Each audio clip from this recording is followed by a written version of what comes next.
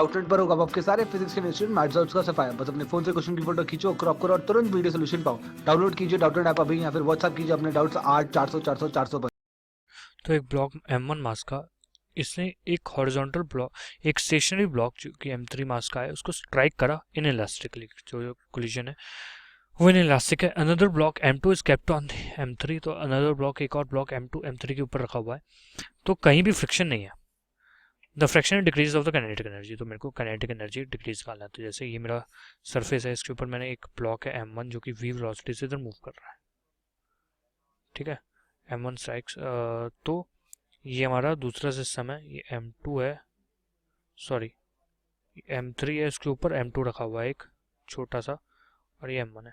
तो देखिए M2 पे तो कोई फर्क पड़ेगा नहीं, जब ये कोलाइड करेगा क्योंकि ये फ्रिक्शनलेस है, तो ये जस्ट स्लाइड हो जाएगा without giving any force to this material या दिस ब्लॉक।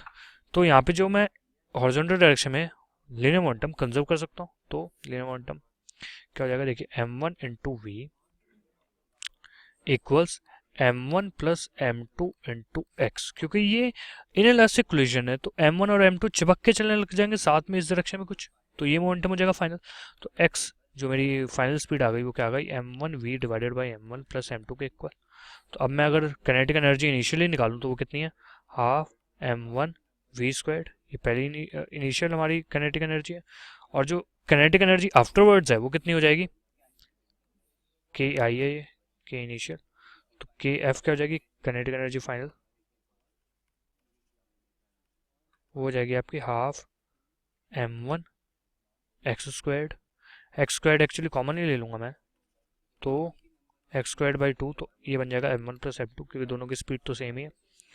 तो यहाँ से आप देख सकते हैं कि एक्स स्क्वायर्ड की वैल्यू डालूँ तो मैं M1 squared V squared by M1 plus M2 आ गया ये, ठीक है, ये के फाइनल है।